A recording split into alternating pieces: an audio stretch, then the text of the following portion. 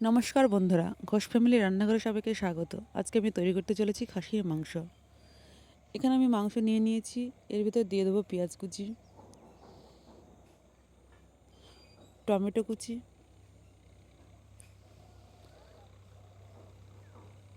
আদা বাটা, রসুন বাটা, জিরে বাটা, কাঁচা লঙ্কা, শুকনো লঙ্কা বাটা, পরিমাণ মতো লবণ, সর্ষের তেল, হলুদ গুঁড়ো ও কাশ্মীরি লঙ্কার গুঁড়ো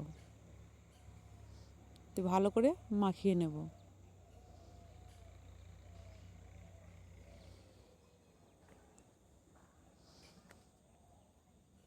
এবার আমি কিছুক্ষণের জন্য ঢাকা দিয়ে রেখে দেব। অন্যদিকে কড়াই গরম হয়ে গেছে, তাতে দিয়ে দেব সর্ষের তেল। তেল গরম হয়ে গেছে, দিয়ে দেব কেটে রাখা আলু।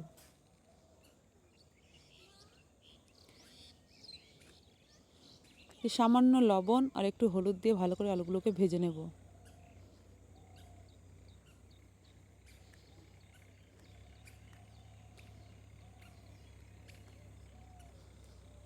আলুগুলো ভাজা হয়ে গেছে, এবার আমি নামিয়ে নেব।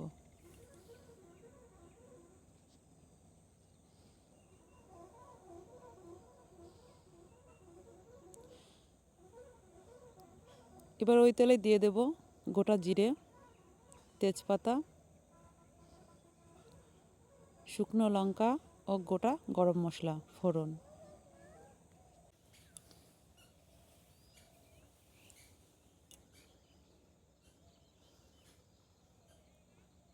এবার এর ভেতর দিয়ে দেবো আমি ম্যারিনেট করা মাংসটা, দিয়ে ভালো করে নেড়ে চেড়ে ঢাকা দিয়ে রেখে দেবো।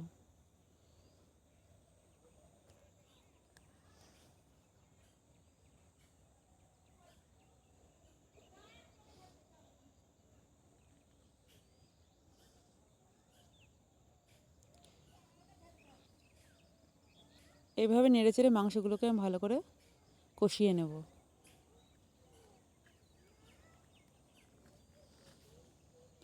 কষানো প্রায় হয়ে গেছে, এবার দিয়ে দেবো ভেজে রাখা আলু, দিয়ে ভালো করে নেড়ে চেড়ে কষিয়ে নেব।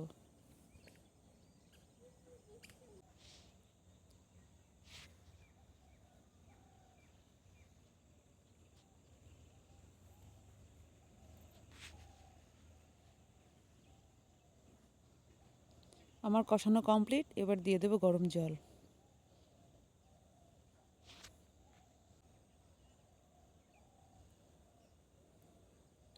দিয়ে ভালো করে নেড়ে চেড়ে ঢাকা দিয়ে রেখে দেবো।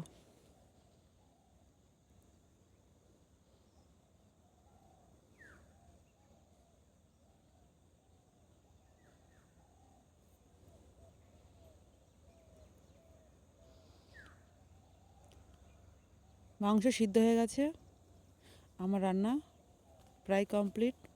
এবার আমি দিয়ে দেব একটু গোটা গরম মশলা বাটা। এবার নামিয়ে নেব।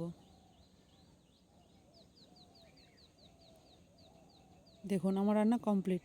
এভাবে আপনারাও তৈরি করে খাবেন, দেখবেন খুব ভালো লাগবে। আমার রেসিপিটা যদি আপনাদের ভালো লেগে থাকে তাহলে লাইক, কমেন্ট, শেয়ার এবং সাবস্ক্রাইব করে দেবেন। ধন্যবাদ।